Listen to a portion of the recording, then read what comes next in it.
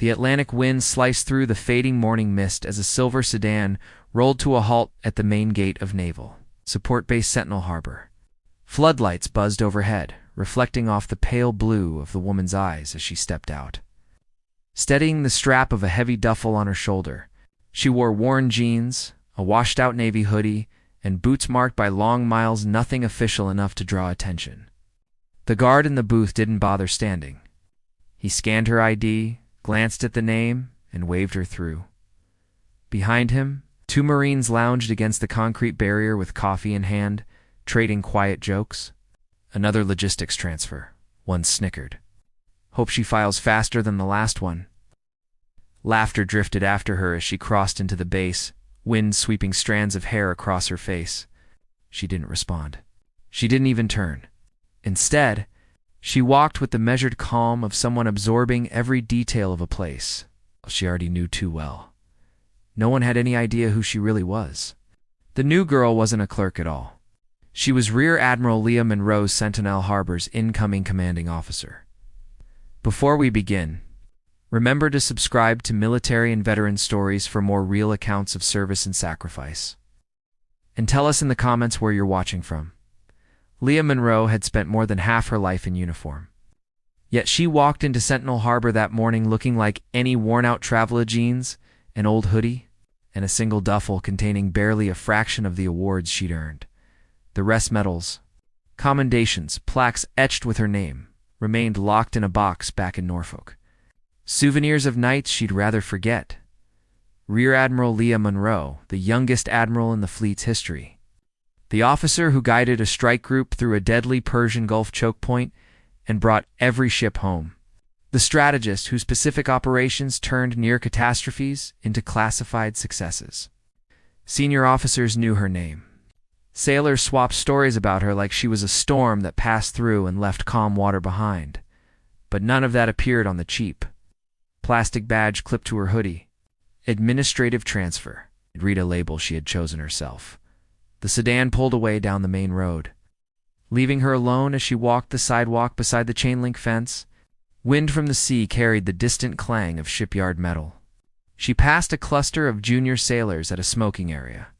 One glanced up, saw the lack of a uniform, and dismissed her instantly. Good, she thought. Exactly the cover I need. The headquarters building rose ahead, a square block of gray with dull glass doors. Inside, fluorescent lights hummed over the din of phones, printers, and the background chatter of a working base. A TV in the corner played an outdated training video no one was watching at the reception desk. The young petty officer, Harris, looked barely 20. Dark circles under his eyes, energy drink half finished, a stack of forms threatening to collapse beside him. "Ma'am?" he asked, fingers still tapping keys. "Transfer from Norfolk?" Leah said softly. "Administrative support. Reporting as ordered." Right, he muttered, scanning her simplified orders. The classified portions had been scrubbed by trusted hands in D.C. Her packet now resembled a routine PCs for a mid-tier officer no one cared about. Harris clicked through a few systems, then called upstairs. Rain's office. "Got your new transfer here." Yadmin track. "Sending her now." He handed her a base access card and motioned down the hallway. "Third floor. Lieutenant Colonel David Rains. Last door on the right."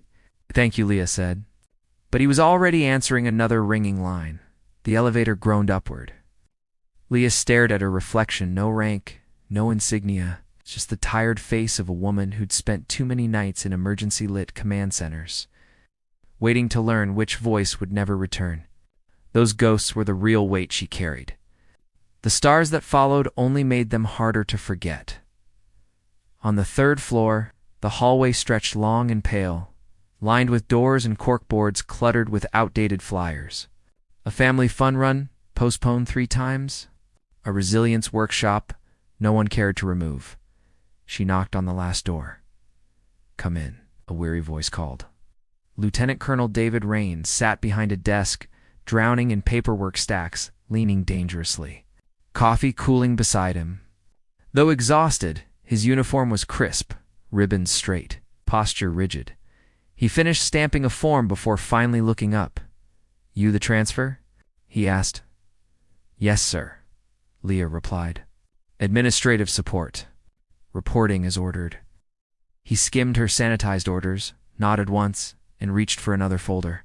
Monroe. All right. Welcome to Sentinel Harbor. Logistics office needs you more than I do. Major Holloway is your supervisor, yes, sir? You familiar with the new requisition system? He asked, still reading.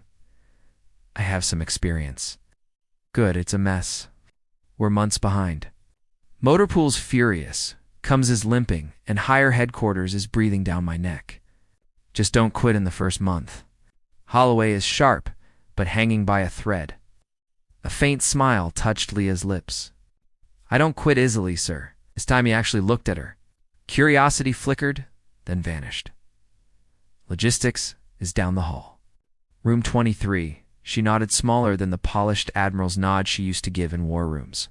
Just enough to stay invisible. From the logistics office doorway, she heard voices. If we don't get those rotor assemblies this week, Cole's going to burn this place down. I'll believe supply when I see crates on the ground. Laughter tired. Resigned. Inside, rows of desks overflowed with specialists and clerks juggling spreadsheets and blinking phone lines. Boxes of paperwork lined the walls like sandbags holding back chaos. At the center stood Major Grace Holloway. Late 30s, hair in a bun that had lost its battle with the morning. Uniform crisp, but eyes weary. Ma'am, Leah said gently. Transfer reporting in. Holloway scanned the orders and sighed. Good. We lost 2 to burnout last month and 1 to promotion, so you're jumping in with both feet. A sergeant leaned back and grinned. Hope she types faster than the last one, he joked. Or doesn't cry in the bathroom. A few clerks chuckled, exhausted more than cruel. Holloway shot him a razor-sharp glare. Sergeant Briggs want to handle the priority queue today? No, ma'am, he muttered, turning back to work. Leah didn't react. She had heard far harsher words shouted across steel decks in the dead of night. The difference was that out there, people understood the stakes. Here, frustration leaked out because no one had shown them another way. You'll start here, Holloway said, guiding her to an empty desk. Use this guest login until your credentials process. You'll handle inbound requisitions and track misrouted shipments. And if something looks wrong, ask. Half these problems started months ago. Yes, ma'am. Leah set her duffel down and began working, quiet, focused, unassuming. She observed everything, Holloway's controlled intensity, Briggs's muttered curses, the clerk who rubbed her temples at every new email. Outside, cranes hovered over ships at berth. Vehicles sat idle in the lot, some missing tires, others with hoods gaping open. Symptoms of a larger decay. Not chaos-complacency, delays accepted as normal. Repairs pushed off until forgotten. Morale sinking so far that no one expected better. Leadership too numb to notice expectations had disappeared. Leah recognized it in their size before making calls. In the jokes masking resignation. In the posters promising excellence that no one even glanced at, she had seen combat. Real loss, real command. She had watched young sailors vanish from the watch rotation after one bad night at sea. She had ordered ships into danger and prayed she wasn't sending anyone to die. But no one here saw any of that. To them, she was just another new admin at a messy desk, a pair of hands thrown at a problem too. It's big for anyone to admit out loud, and Leah preferred it that way. Silence suited her. Authority hidden under a hoodie offered something rank never did, a clear view of the cracks. And from that clarity, she could choose where to begin. By the end of her first week, Sentinel Harbor revealed a danger unlike any war zone, slow erosion of standards. Not explosive, not dramatic, but corrosive. It hit during a cramped coordination meeting filled with bad air and worse coffee. Leah sat quietly in the back, logistics reports in her lap. She was there to observe. Captain Aaron Mills flipped through the agenda, scowling. Every time we get new admin clerks, the whole schedule collapses, he muttered. They rewrite procedures, then bail for some cushy headquarters job. Another added. Meanwhile, we're stuck guessing which version of the form they want this week. Leah kept her expression neutral. New transfer clerks. She had written the draft of the readiness protocol. They were mocking in a secure room 3,000 miles away. She had fought for clearer language, fewer signatures, straight priorities. Committees had complicated it, but even then it was better than what came before. On paper, in this room, it lived a different life. Look at this, Mills said, tapping a line. New readiness codes. Bet the genius who wrote this never moved a unit in their life. Laughter. Automatic, resigned. It was easier to blame a faceless architect than to ask why no one at their level had bothered to speak up during the redesign. Leah's eyes drifted around the table, exhausted faces. Jaded attitudes, not malicious or lazy. Just convinced their voices didn't matter. They were wrong, but they didn't know that. Not yet. She recorded their complaints not to justify herself later, but to identify where reality on the ground diverged from the assumptions made by leadership. After the meeting, no one asked her name or sought her opinion. She slipped out with the rest of the support staff, another silent figure carrying a folder no one cared to read. By midday, the mess hall was louder, yet the routine remained unchanged. Long tables, stainless steel serving lines, and the lingering smell of overwarmed coffee filled the air. Leah moved through the chow line with a tray, listening more than speaking. Behind her, 2 lieutenants in flight suits huddled near the window. Voices low but sharp. Have you seen the new readiness drill schedule? One asked. Whoever drafted that has never tried to coordinate aircrew sleep cycles, the other replied. Yeah, the first scoffed. I'd love to meet the genius who thinks we can hit flight hours, maintenance windows, inspections, and still survive. Must be nice, living in theory land. Leah paused, hand over the coffee pot. The printed schedule in their hands was a heavily revised version of the timeline. She had once sketched on a whiteboard designed to push readiness without breaking people. She poured half a cup and moved on. They never looked up long enough to notice the woman passing 3 feet away, who had once rewritten these same schedules at 3 a.m. While destroyers threaded narrow waters, she sat alone at a table near the far wall, not isolated. Just outside the current of conversation. Fork in one hand, pen in the other. Quietly mapping a base full of frustration and lacking direction. Her focus sharpened again at the motor pool. Holloway had handed her a stack of requisition slips for in-person signatures, some routine, some urgent. One flagged 3 times in red-covered parts critical to returning 3 vehicles to service. Holloway had instructed, if anyone gives you trouble, smile and wait them out. The motor pool smelled of oil, hot rubber, and exhaust. Rows of vehicles filled the bay, some on lifts, others disassembled with components spread out like organs on metal trays.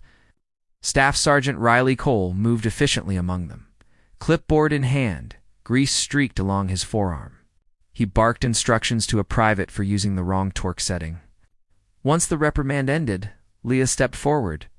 Staff Sergeant Cole? She asked. He glanced at her badge, then at the forms. Let me guess, he said. More promises from logistics that parts are definitely coming this time? Requisitions to confirm, Leah replied calmly. If we get these signed today, we can move them up the chain faster. He scanned the forms and snorted. I'm not signing this. You clerks don't know what it means when vehicles sit idle. You want me to certify parts we don't have so someone up there can check a box? Rookies shouldn't be closing out these requests. A few mechanics smirked knowingly. Leah's expression remained neutral. I understand your concern, Staff Sergeant. I'm not asking you to certify anything untrue. I'm asking for accurate documentation so we stop pretending parts exist where they do not. His eyes narrowed, weighing her words. Finally, we need precise status on back orders, not optimistic estimates. And leadership needs to understand that a vehicle sitting idle is a mission that won't launch. Understood, she said. Then let's start there. He accepted the forms, carefully noting margins. Back in the office. Clerk tossed a file onto Leah's desk with sarcastic flair. Here you go, ma'am. If you figure out how the new system works, let us know. Leah smiled lightly. I'll let you know when I'm qualified for sainthood, she said, settling for ensuring 3 units received their replacement. Radios before month's end, she didn't assert authority or flaunt her rank. Instead, she spent evenings at a computer. quietly untangling a backlog of entries that Seaman First Class Turner had struggled with. "Ma'am, I think I messed up," he confessed one day, exhausted from trying to reconcile errors flagged by the new system. Leah moved beside him. "Show me," she said.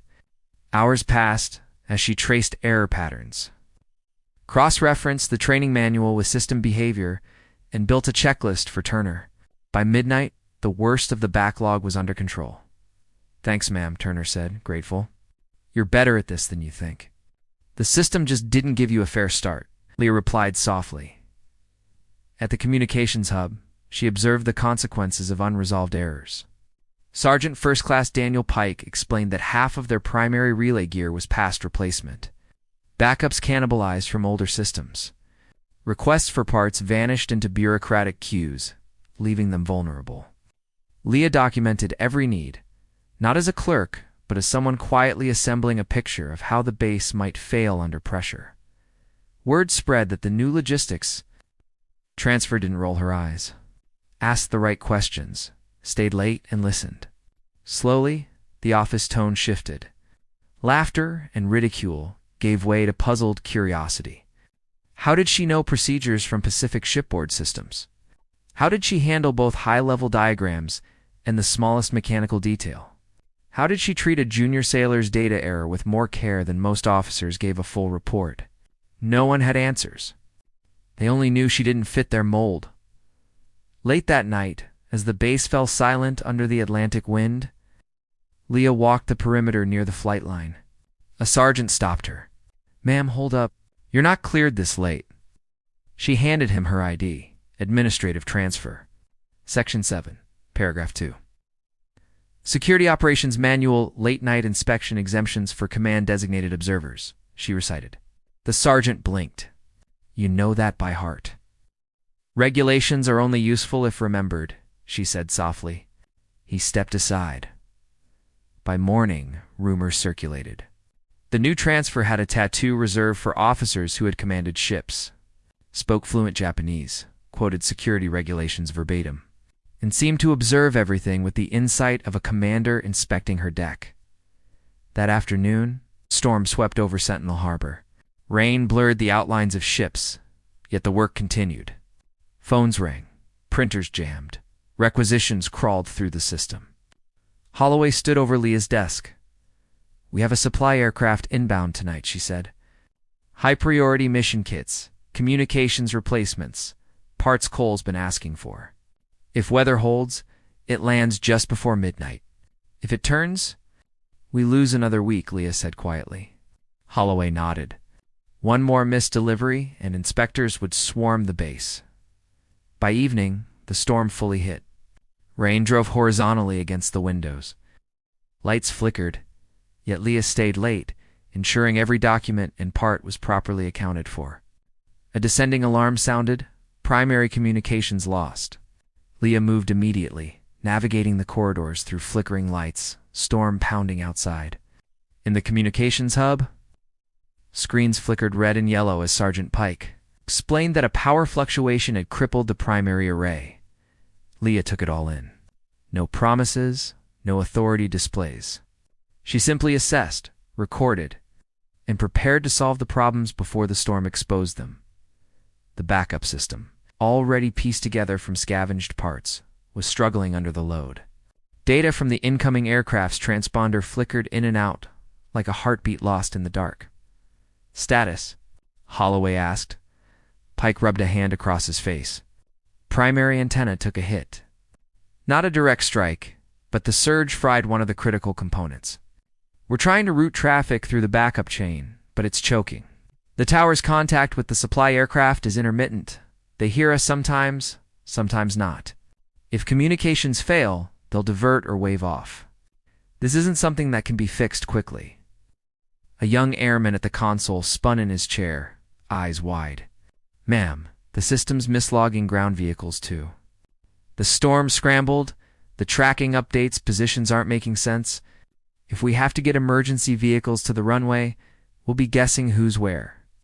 The room buzzed with overlapping voices, half-formed plans, and complaints. No single person was clearly in charge. The officer on duty seemed overwhelmed. flipping through a manual that hadn't accounted for this exact combination of failures. Leah took it all in the failing screens. The frozen faces, the storm pounding against the windows like a living thing. She had seen chaos before, when missiles flew and ships maneuvered to avoid disaster. This was quieter, but just as dangerous. Lives could still be lost not to enemy fire, but to confusion. The tower radio crackled through the speakers, distorted. "Our harbor tower. This is cargo flight. Repeat. Read. You broken. Turbulent. Severe. Fuel margins tightening." For a moment, no one answered. The officer hesitated, eyes flicking between failing screens as if willing them back to life. Leah stepped forward. Her voice was calm, but carried steel that cut through the noise. "Reroute tower traffic to frequency 325, Pike. Check the backup antenna chain physically. Not just on the screen. I want eyes on every connection from relay to tower input. Cole needs a generator line feeding this room immediately. No more voltage dips." Heads turned toward her. Pike's brain seemed to recognize the authority in her tone, even if his mind hadn't caught up. "On it," he said, grabbing his toolkit and heading for the racks. Someone hesitated. "Ma'am, we can't just change." Leah didn't raise her voice. She didn't need to. The tower has multiband capability. They can shift to 325. The aircraft can too. Current channel is compromised. We need a cleaner band within their preset range. The officer blinked. "How do you know that?" "I watched an entire task group nearly lose a replenishment flight over the Gulf because we argued protocol for 30 seconds instead of acting," she said. "Call the tower now." Holloway froze, staring as if witnessing someone she didn't know perform feats she hadn't imagined. Leah leaned over the console, pointing, guiding, directing. "Reroute the tower feed. Confirm the alternate frequency, then patch me into their audio." The tower operator's voice came through, strained but steady. "Cargo flight. This is Sentinel Harbor Tower. Fuel below comfort margins. Divert options limited. Requesting priority guidance." Leah motioned for the headset. The officer handed it over without question. "This is Sentinel Harbor," she said into the mic, calm and commanding. "Switch to approach frequency 325. Confirm when on channel." A pause. Then, KBI Sentinel Harbor switching. Thunder cracked overhead, lights flickered. "Backup antenna is dirty but stable," Pike said over the internal line. "I bypassed the worst segment. You should see a cleaner signal on the new channel." The tower audio cleared. The cargo pilot's voice came through, steady. "Sentinel Harbor. This is cargo flight on 325. Reading you 5x5, Leia confirmed. Maintain current heading. Tower vectoring through the least severe part of the cell. Priority landing confirmed. Ground support standing by." She turned to the airmen tracking vehicles. "Forget automated positions for now. Start a manual check. Call motor pool, security, and medical. Confirm any vehicles needing runway access. Trust only human confirmation." Minutes later, Cole's voice came through. "Outside with a portable generator? Ready to tie in if building feed goes flaky." "Set it up," Leah said. "I'll clear any access you need. We can't lose these boards during approach. System stabilized." The backup antenna carried the load. Screens steadied. In less than 15 minutes. What had seemed like disaster was under control. When the tower finally reported, "Cargo flight has landed." Runway clear, the room exhaled. Some laughed shakily, others clapped. Leah handed the headset back. "Good work," she said. "Make sure the tower logs the frequency change and weather impact. Let future readers know what actually happened, not just that it was resolved." Outside, the storm raged, but inside the communications hub, the crisis had passed. The incoming aircraft had delivered the awaited parts and equipment. On paper, it would read as a routine equipment failure handled properly. In the halls, mess hall, and motor pool.